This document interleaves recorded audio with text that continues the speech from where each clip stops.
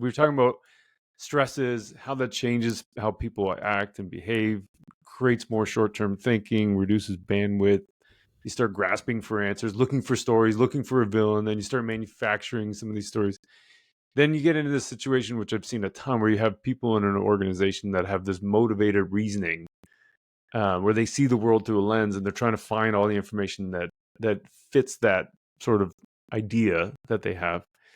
One of the things that I think you talked about in that Hopefully Helpful is changing the way we search. And so it's so simple, but it's so practical. And I just wonder if you could expand on that a bit.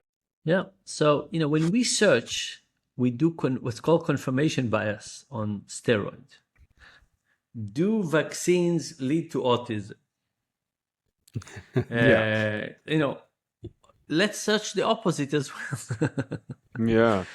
So a lot of time when we're searching for an answer, you mentioned motivated reasoning, we have a direction of what we think is happening.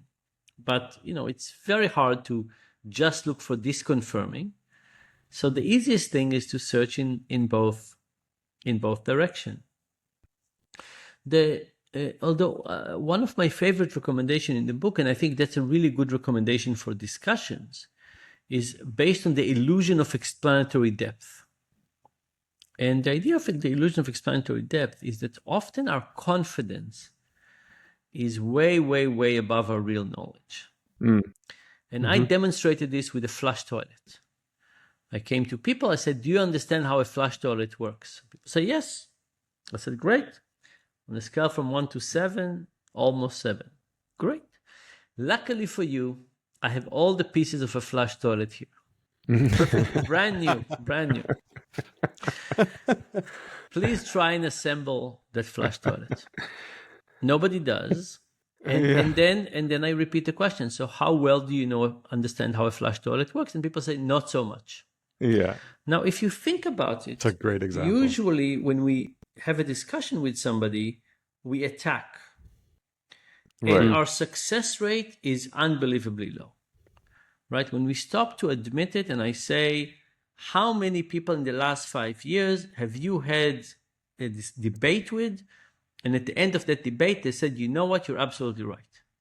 I never heard such good arguments. I never heard this perspective, never thought about it before. I'm changing my minds completely. Of course, we almost never hear this. And we never say it either, right? It's not as if it happens to us.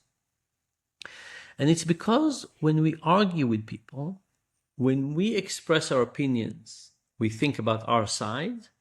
And when they express their opinion, we counter-argue in our minds.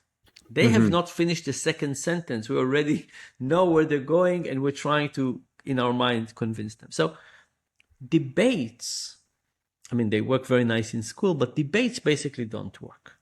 The illusion of explanatory depth says, don't debate people.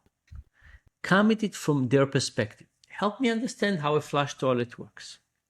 And, when you think about it, there's a lot of things that we think we understand, but we don't.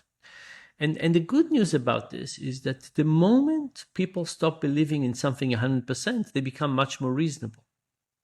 Like if you think about it, we usually argue about the facts. I think we need to first shrink confidence. Let's just first accept that we don't know as much. I like that, yeah.